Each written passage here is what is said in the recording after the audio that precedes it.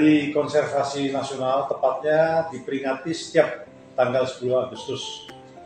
Hal tersebut terjadi karena tanggal 10 Agustus tahun 1990 negara Republik Indonesia telah mengundangkan Undang-Undang Konservasi Nasional, yaitu Undang-Undang 5 tahun 90 tentang konservasi sumber daya alam hayati dan ekosistem. Undang-undang ini lahir setidak-tidaknya ada 3 hal. Secara formal, undang-undang ini memang diperintahkan oleh pasal 12 Undang-Undang 4 tahun 82 tentang lingkungan hidup. Di lain pihak, setelah kebijakan eksploitasi hutan berdasarkan Undang-Undang 567, ada kesadaran dari kebijakan perlu melakukan perlindungan terhadap kawasan-kawasan tertentu yang mempunyai keunikan, mempunyai ciri khas yang akan tetap dipertahankan ekosistemnya beserta jenis-jenis yang ada di dalamnya. Yang ketiga, bahwa Indonesia dengan posisi yang sangat strategis merupakan bagian dari konservasi jaringan dunia. Oleh karena itu, lahirnya Undang-Undang Konservasi Hayati ini sangat strategis bagi bangsa Indonesia dan sekaligus sebagai undang-undang nasional konservasi yang pertama. Selanjutnya, bahwa undang-undang ini didasari oleh 3 pilar dasar yang diilhami oleh strategi konservasi dunia, yaitu perlindungan sistem penyangga kehidupan, pengawetan keanekaragaman jenis tumbuhan dan satwa liar, serta pemanfaatan secara lestari sumber daya alam hayati. Jadi dalam perjalanannya, Undang-Undang 590 sebagai tool, sebagai alat bantu di dalam pelaksanaan pengelolaan konservasi di Indonesia, ada beberapa kendala hambatan. Salah satunya bahwa Undang-Undang 590 itu memerintahkan ada peraturan di tingkat pelaksanaan, yaitu ada 8 peraturan pemerintah.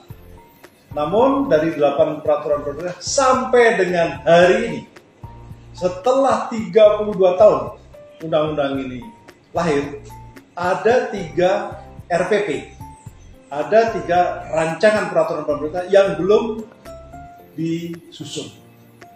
Salah satunya adalah RPP tentang perlindungan sistem penyangga kehidupan. RPP ini adalah RPP yang sangat strategis. Mengapa? Karena RPP ini mengatur, menetapkan dan memanfaatkan kawasan-kawasan tertentu sehingga ada pola-pola penetapan kawasan dan pola-pola pengaturan serta pemanfaatan. Apabila sejak lahirnya Undang-Undang 590 segera diikuti dengan RPP tentang perlindungan sistem penyangga kehidupan, maka kondisinya tidak seperti sekarang ini. Mengapa? Karena di Indonesia dengan adanya PP ini, sesuai dengan cita-cita hukum di dalam Undang-Undang 590, akan ditetapkan beberapa wilayah-wilayah tertentu sebagai wilayah sistem penyangga kehidupan. Sebagai contoh, daerah Gunung Gede Pangrango turun sampai ke Kepulauan Seribu. Satu pola pengelolaan, sehingga ada alur-alur bagaimana mengelola, memanfaatkan, dan melindungi. Demikian pula contoh yang lain, misalnya di Danau Buyan Tambelingan di Bali turun sampai ke Denpasar, daerah-daerah pariwisata yang luar biasa pemanfaatan airnya.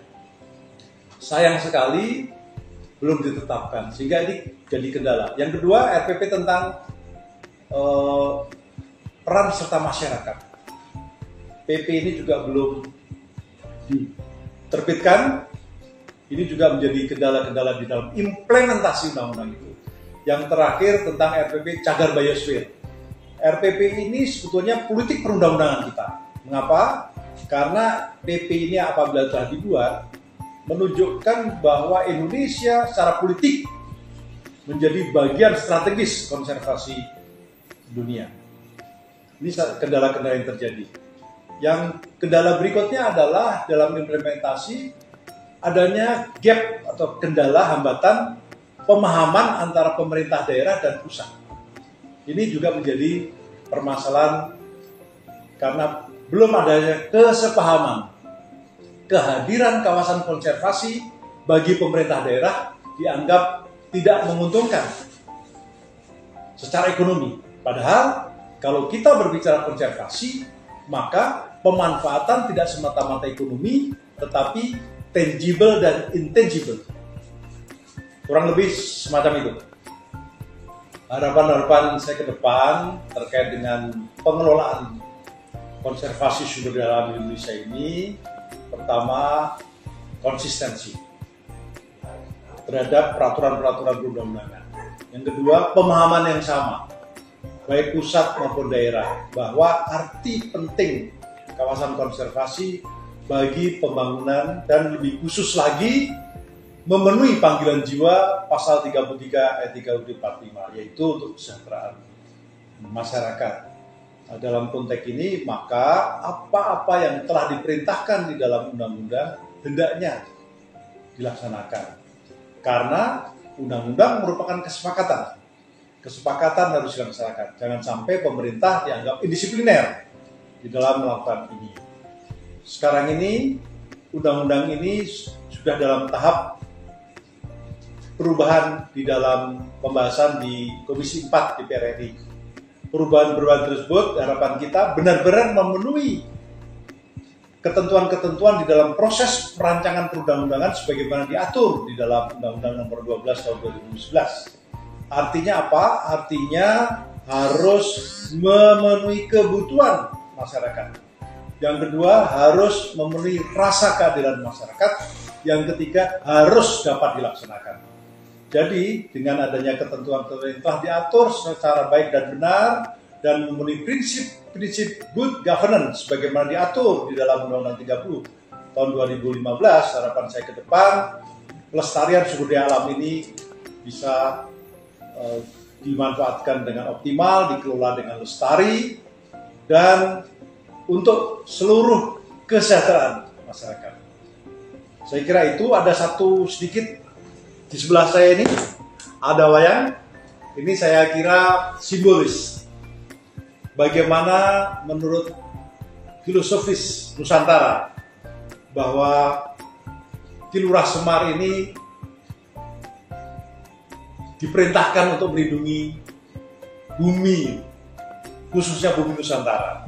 Untuk itu, mari kita jaga bersama agar semua kawasan sumber daya alam kita lestari. Salam lestari.